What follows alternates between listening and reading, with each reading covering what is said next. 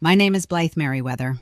I was 48, and the cruelest thing my husband ever said about me was delivered as a toast. It happened on Wednesday, May 8th, during our 20th anniversary dinner at the Renford Hotel in Beacon, New York. Vaughn had invited 40 people, including relatives, neighbors, bank clients, and several trustees from the museum where I worked. I had expected champagne and an old story about our honeymoon. Instead, Vaughn rose beside me, rested one hand on the back of my chair, and thanked everyone for being patient with Blythe's limitations. A few people laughed because they assumed he was joking. He continued. Blythe has always had excellent taste, he said. Judgment, however, is another matter. That's why I've asked Kendra Lyle to take control of the financial side of our family holdings. Kendra was seated 3 places away. She wore cream silk and the expression of someone accepting an award. I had met her twice. Vaughn had introduced her as a private banking advisor who was helping refinance his hospitality company. Then my sister-in-law, Cressida, lifted her glass.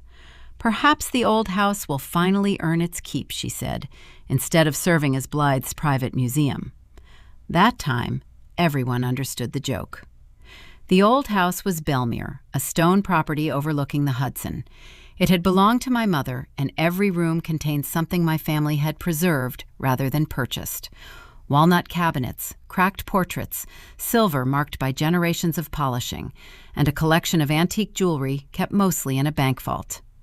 The only piece I wore regularly was a garnet brooch shaped like a folded wing. Vaughn looked down at it while the room applauded. His smile never reached his eyes. I did not throw my wine. I did not demand an explanation. I thanked the waiter who removed my untouched plate, and I listened while Kendra described responsible consolidation to people who had known me for years. Before I tell you how a fortune teller exposed what my husband was planning, please subscribe and stay with me, because the smallest object in Belmere turned out to be the one thing he could not control. I had spent 22 years as a collections registrar at the Brackenridge Museum. My job was not glamorous. I tracked ownership, condition, movement, insurance, and every hand that touched an object. Vaughn called it clerical work. He had never understood that a registrar lived by one principle. If something valuable moved, the movement left a trace. When we returned home after the dinner, he loosened his tie in the front hall. "You embarrassed me," I said. "No, Blythe. I prepared people." "For what?" "For change." He walked into his study and closed the door. I remained beneath the brass hall lamp, still wearing the garnet brooch. At 11:15, I heard his car leave the gravel drive. He did not return until nearly dawn. Friday afternoon, 2 days later, I attended the Spring Arts Festival in Cold Spring. I had promised to evaluate several donated frames for the museum, and I nearly canceled because my thoughts kept circling Vaughn's toast. The festival occupied 3 blocks near the river. There were pottery stalls, watercolor displays, food carts, and a striped tent advertising tarot readings. The woman inside was perhaps 60, with copper-gray hair braided over one shoulder. A painted sign identified her as Zora Fenwick, reader of cards and former cataloger of estates. The second profession interested me more than the first. I stepped inside because rain had begun tapping against the canvas. Zora looked at my face, then at the garnet brooch on my coat. Her expression changed. "Where did you get that?" "It belonged to my mother." "Does your husband know its history?" "He knows it came with the house." She reached toward the brooch but stopped before touching it. "Hide it from your husband," she whispered. "Take it out when another woman enters your home." I stared at her. "What woman?" "If I name her, you'll confront him too soon." "You seem to know my husband." I saw a photograph. Zora slid a card across the table. On the back, she wrote a telephone number in blue ink. "Keep this somewhere he cannot search," she said. "And when she sees the brooch, listen to what she knows." The rain stopped as abruptly as it had begun. I left without a reading. At home, I locked the front door behind me, removed the brooch, and wrapped it in a square of linen. I placed it inside the cedar sewing chest in my dressing room, beneath a tray of wooden spools. Then I locked the chest and threaded its small brass key onto the chain I wore beneath my blouse. I put Zora's card inside the zippered lining of my work bag. Nothing had moved without my hand. On Monday, May 13th, Aldermere Private Bank called while I was examining a 17th century frame. The employee asked whether I had approved a revised valuation of the Merriweather jewelry collection. No. There was a pause. Your husband presented a power of attorney. That authority was revoked in 2021. The employee's voice became careful. Our profile still shows it as active. I stepped away from the conservation table. Has anyone opened my safe deposit box? I'm not permitted to discuss access activity by telephone. Then place a restriction on it. We would require an in-person request. I will be there tomorrow. When the call ended, I opened our digital collection system and stared at the screen without seeing it. Vaughn knew the jewelry existed, but he did not know the bank box number. He had never accompanied me to the vault. Someone else had. On Tuesday morning, I met Elsbeth Quill, an attorney whose office overlooked a bakery in Poughkeepsie. She had handled my mother's estate and the trust that held Belmere. I placed my copy of the revoked power of attorney on her desk. Elsbeth read the bank's email and asked one question. Does Vaughn believe the house belongs to both of you? He says marriage made everything ours. Marriage made the furniture you purchased together marital property. It did not rewrite your mother's trust. She explained that Belmere remained my separate property, as did the jewelry collection. But Vaughn could cause serious damage if a lender accepted the old power of attorney before anyone stopped him. She called Aldermere's compliance office while I sat across from her. Aldous Crane, the bank's compliance director, agreed to meet us that afternoon.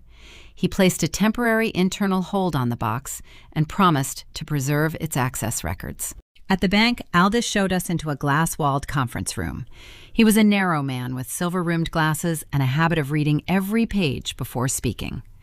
The revoked authority should have been attached to your profile, he said. It is not there now. Was it ever there, I asked. We are checking archived records. Who accessed my box? Aldous folded his hands. Your husband entered the vault on May 6th with a senior client advisor. The advisor recorded the visit as authorized under the power of attorney. Which advisor? He looked directly at me. Kendra Lyle, the woman from our anniversary dinner, the same woman Vaughn had publicly announced would take control of our family holdings. Have you ever sat across from a polite professional while your private life changed shape between one sentence and the next? I remember the hum of the ventilation system more clearly than I remember leaving the building. Elspeth drove me back to Belmere because my hands felt too cold for the steering wheel. In the driveway, she asked whether I intended to confront Vaughn. No. That answer surprised both of us. I called Rufus Nettle instead. Rufus managed security installations for the museum and had known me for 11 years. I told him I was concerned about unauthorized access to objects stored in my home. I did not mention an affair. I did not need to. That evening, Rufus installed 2 visible cameras, one in the front hall and another in the sitting room where the jewelry inventories were kept. He connected them to encrypted cloud storage and handed me a sealed envelope containing the administrator code. I placed the envelope in my museum locker the following morning. New York law allowed me to record a conversation in which I participated. Elspeth confirmed that in writing, and I saved her message. Vaughn noticed the cameras when he returned on Wednesday. What are those for? The insurer requested updated security. He glanced toward the sitting room. Remove them before Friday. Why Friday?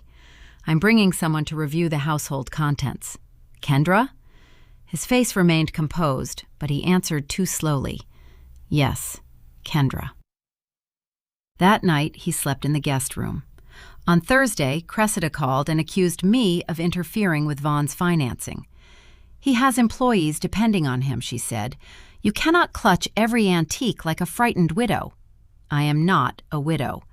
Not yet. She ended the call before I could ask what she meant. The next afternoon was Friday, May 17th, exactly 1 week after Zora had told me to hide the brooch. At 5:30, I heard tires crossing the gravel.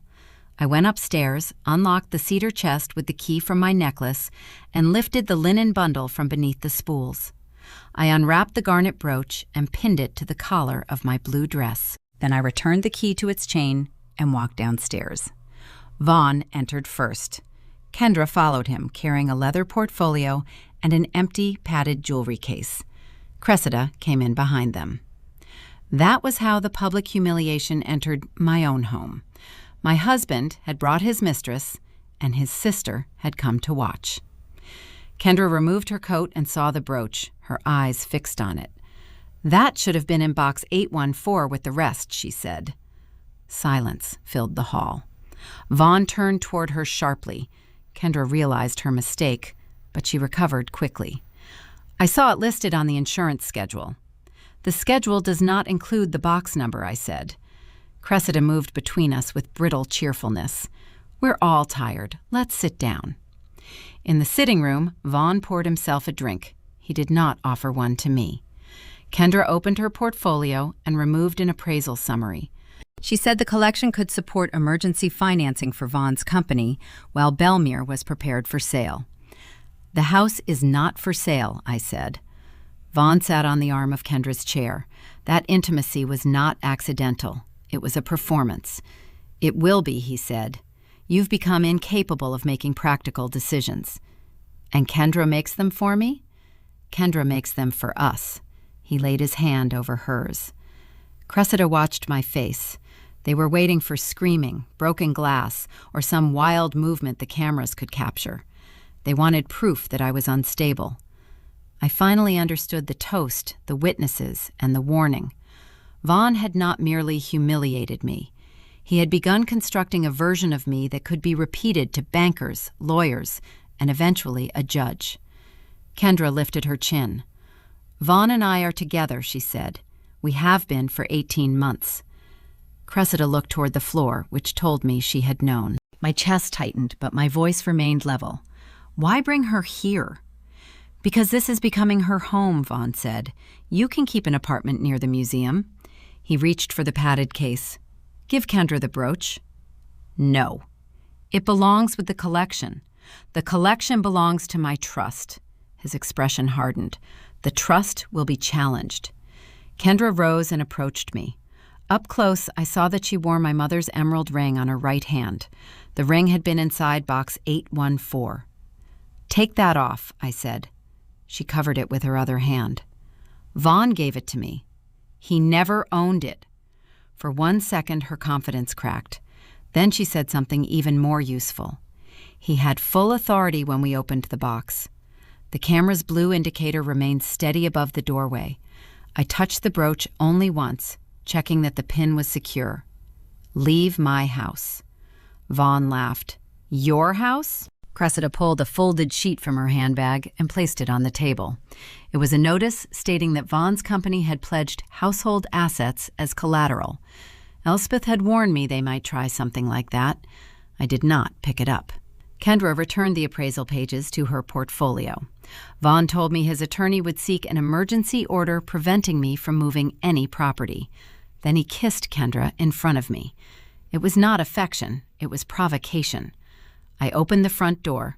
They left together. Cressida followed, carrying the notice she had brought because I had never taken possession of it. After their car disappeared, I locked the door and saved both camera recordings to the protected folder Rufus had created. Then I removed the brooch, wrapped it in the same linen square, and placed it in my work bag. On Monday, May 20th, I carried the bag into Aldermere Bank. In the presence of Elspeth and Aldous, I removed the wrapped brooch and handed it directly to Elspeth. She placed it inside a tamper-evident evidence pouch, sealed the pouch, and signed across the seal. She kept it in her firm's secure cabinet from that moment onward. Aldous had recovered part of the bank's audit trail. The 2021 revocation had been scanned correctly. 3 days before Vaughn accessed the box, someone with senior-level credentials had changed its status from active to superseded. Those credentials belonged to Kendra. Aldous looked ill. "She is on administrative leave," he said. However, she claims you verbally renewed your husband's authority. I never spoke to her about the box. She has produced a memorandum stating otherwise. Elspeth asked for the original electronic file, including its creation history. Kendra had anticipated suspicion. She had written a dated note for the bank record and had persuaded another employee that I was too embarrassed by cognitive difficulties to visit personally. She was not foolish. Neither was Vaughn. That afternoon, the bank froze the jewelry account, but it refused to release the collection to me while ownership and access authority were disputed. The hold protected the contents from Vaughn. It also kept them from me. 3 days later, on Thursday, a process server found me in the museum loading bay. Vaughn had petitioned the county court for temporary control of Belmere and its contents. His filing included statements from Cressida and several guests at our anniversary dinner. They claimed I had become forgetful, irrationally possessive, and unable to manage valuable property. One trustee even described my silence during Vaughn's toast as emotional withdrawal. By late afternoon, a judge had issued a temporary order barring either spouse from removing assets. Vaughn returned to Belmere that evening with a locksmith. I met them outside. "The court order does not grant you entry," I said. "It says I can't be excluded from the marital residence." The locksmith stood beside his van, uncertain. I telephoned Elspeth on speaker. She told him Belmere was trust property and warned that changing the locks without clear authority could expose him to liability. The locksmith packed his tools and drove away. Vaughn did not argue. He smiled. "You're buying days," he said. "Days leave records." His smile vanished then. He stayed at Cressida's house, but his attorney struck back quickly. They challenged the authenticity of the camera files and claimed Rufus had edited them. They also produced renovation invoices showing that Vaughn's company had paid for work at Belmere over several years. If those payments were treated as marital investment, he could claim an interest in the house. For the first time, I thought he might win enough to force a sale. The hearing was scheduled for Tuesday, May 28th. The courtroom was open to the public. Cressida occupied the front bench behind Vaughn, along with 2 managers from his company and several people who had attended our anniversary dinner. Kendra sat beside his attorney. She no longer wore the emerald ring. Elspeth began with the trust that held Belmere, but Vaughn's lawyer redirected the discussion toward my supposed instability. He presented photographs of crowded cabinets and labeled storage drawers as evidence that I was obsessively preserving valueless objects. The judge, Honora Say, examined one photograph. "Mrs. Merriweather, is this your dining room?" "It is the inventory room beside it." "So the labels are professional records?" "Yes." Vaughn's lawyer displayed a renovation invoice bearing my signature. It authorized his company to be reimbursed from the house after any future sale. I had never seen it. The signature looked convincing. Too convincing. Judge Say ordered a short recess while Elspeth and I examined the enlarged image. The invoice was dated in 2018 and referred to the North Gallery at Belmere. I looked at the item code printed beneath the signature. BHM-NG-04. That was not a contractor's code. It was a museum accession format. I had created it in 2022 when Belmere loaned 4 portraits to the Brackenridge Museum. The North Gallery code had not existed in 2018. Vaughn had copied my signature and an identifying line from a later museum form, then placed both on an older invoice. He had almost won. What would you have done then? Expose the forgery immediately, or let him continue speaking until he trapped himself? I asked Elspeth to wait. When court resumed, Vaughn testified that he had watched me sign the invoice at our dining table in June 2018. His attorney asked whether anyone else had been present. "Cressida," he said. Cressida was called. She confirmed every detail, including the blue folder in which I had supposedly placed the invoice. Only then did Elspeth reveal that the printed code had been created 4 years later. The museum's digital system recorded the date, the user account, and every later edit. I had not depended on memory. I had depended on provenance. Cressida's face drained of color. Vaughn's attorney requested another recess. Judge Say refused. Still, the judge did not rule that day. She ordered forensic examination of the invoice and preserved the temporary freeze. Belmere remained mine to occupy, but I could not sell, transfer, or remove anything. Outside the courtroom, Vaughn caught up with me near the metal detectors. "You think one code saves you?" "No," I said. "Your pattern does." Kendra stood several feet behind him. For the first time, she looked frightened rather than angry. On Wednesday, June 5th, Aldous called Elspeth with the bank's archived backup results. The deleted scan of my revocation had been restored. More importantly, the system showed that Kendra had opened my customer profile 11 times from her home computer before the vault visit.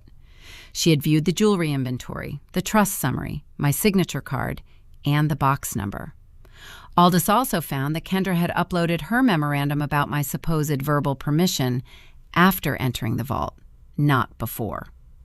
The bank asked me to attend an internal review with its counsel. In the conference room, Kendra appeared by video. Vaughn sat beside her, though he had no official role in her employment hearing. She denied having an affair until the bank's counsel mentioned the home recording. Then she changed her account.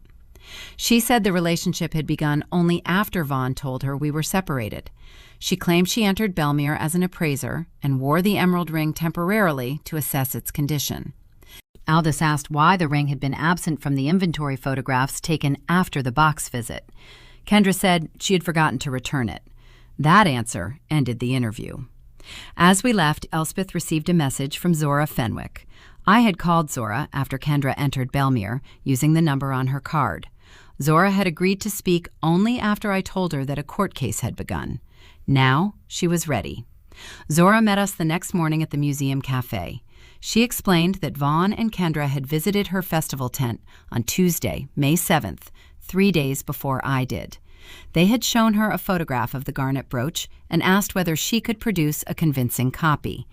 Zora had spent decades cataloging jewelry for probate estates. She refused because the request felt wrong, especially when Kendra mentioned replacing the original just long enough to finish the collateral photographs. Zora had recognized the brooch when I stepped into her tent. "Why didn't you tell me everything?" I asked. "Because I had no names, no recording, and no proof they were married or stealing," she said. "If you had confronted him, he would have denied it and hidden the rest. I needed to know whether the woman recognized something she had no honest reason to recognize." That was why she told me to take out the brooch when another woman entered my home. It had never been fortune-telling. It had been an old cataloger testing provenance. Zora also had a festival security receipt showing the time Vaughn and Kendra entered her tent. A neighboring artist's camera had captured them leaving together, with Vaughn holding the photograph. The photograph itself had been taken from my confidential insurance inventory. Every path led back to the bank box. The final hearing took place on Thursday, June 13th. The courtroom benches filled before we arrived. Museum trustees sat near the rear, while employees from Vaughn's company clustered behind Cressida. Aldous testified first. He explained the restored audit trail without embellishment. Each access time appeared on the courtroom monitor, followed by Kendra's user credentials. Rufus testified that the home recordings had uploaded automatically to encrypted storage. Their digital hashes had not changed, which meant the files had not been edited. Then the recording played. Kendra's voice filled the courtroom. That should have been in box 814 with the rest. Next came Vaughn, telling me Belmere would become her home. Then Kendra admitted they had been together for 18 months. Nobody behind Vaughn moved. Zora described the request for a replica brooch. She identified Vaughn and Kendra without hesitation. Vaughn's attorney argued that none of this proved Belmere was entirely separate property. He returned to the renovation invoices and suggested that even one forged page did not invalidate years of financial contribution. Elspeth called me. I explained what Vaughn's company had actually done at Belmere. It had used the property for promotional dinners and client events, billing every expense to the company while paying Belmere a rental fee. Those fees appeared in Vaughn's own business accounts. He had not invested marital money in my house. His company had rented it. The invoices he described as contributions were operating expenses for his events. Judge Say asked why I knew this so precisely. Because I registered every object moved for those events, I said. The furniture, paintings, silver, and jewelry displays each had movement records. The dates correspond to his company bookings. Elspeth projected the records beside Vaughn's event calendar. The match was exact. The institution Vaughn had mocked as my little museum habit became the one witness he could not intimidate. Judge Say ruled from the bench. Belmere remained separate trust property. The jewelry collection remained mine. The purported collateral pledge was void because Vaughn had lacked authority. The renovation claim was unsupported, and the disputed invoice was referred for investigation. The bank was ordered to preserve the collection and return access solely to me. Then the judge addressed the House. Mr. Merriweather entered trust property under a plan to remove assets and establish another occupant. Exclusive possession is granted to Mrs. Merriweather. Vaughn rose before his attorney could stop him. This is my home. A court officer named Denzel Ward stepped beside him. Judge Say looked over her glasses. Not under the evidence before me. Kendra left first, escorted by bank security waiting outside the courtroom. Aldermere had dismissed her that morning, and investigators wanted the emerald ring returned. Cressida attempted to follow, but Vaughn called her name. She kept walking. After the benches emptied, the court clerk brought Elspeth the sealed evidence pouch. Elspeth checked the unbroken seal, opened it in front of me, and placed the linen-wrapped brooch into my palm. I pinned it to my jacket. Denzel then handed me the Belmere keys Vaughn had surrendered under the judge's order. I closed my fingers around what belonged to me and walked through the courthouse doors without looking back. 2 sheriff's deputies met me at Belmere the following Monday. Vaughn had collected his clothing that morning under their supervision and left his house key on the entry table. After the deputies departed, Rufus changed the exterior locks. He gave every new key directly to me, and I kept one while placing the spare in the museum safe assigned to my personal effects. By July, Belmere sounded different. The silence was no longer watchful. I moved the inventory files out of the sitting room and returned the dining table to the window. I opened the shutters Vaughn had always kept closed because afternoon light reflected on his television. For the first time in years, the river entered every room. I did not sell the house or the jewelry. I also did not turn Belmere into a shrine to what had happened there. I invited small museum groups to study the collection, especially young registrars, learning how family objects acquired reliable histories. The garnet brooch became part of one lesson, though I never told students every detail. Zora visited in September. We sat beneath the pear tree with tea and slices of almond cake. Without the striped tent and painted cards, she looked less like a fortune teller and more like what she had always been, a careful woman who noticed when someone asked the wrong question about an old object. "Do you still read cards?" I asked. "Only when people prefer mystery to invoices." I laughed for the first time while speaking about Vaughn. Zora asked whether I regretted not confronting him at the anniversary dinner. I watched 2 leaves circle down onto the grass. If I had shouted, he would have used the sound. Silence made him explain himself. She considered that, then pointed at the brooch on my cardigan. "You still wear it." It was never his. Near Christmas, I saw Vaughn once from across a service road. He was unloading catering trays behind a roadside inn, wearing the same navy coat he had worn to court. Cressida waited in a parked car, but she did not get out to help him. Kendra was not there. Someone later mentioned that she had moved west after losing her banking career. I did not ask where. The emerald ring had already returned to its velvet slot in box 814, which was all I needed to know. On the first warm morning of the following spring, I carried the cedar sewing chest onto the terrace. I emptied the old spools into a basket, polished the tiny brass lock, and left the lid open beneath the sun. The brooch was not hidden inside. It rested over my heart, its garnet wing catching the river light each time I breathed. Thank you for staying with me. Goodbye for now, and join me for the next story.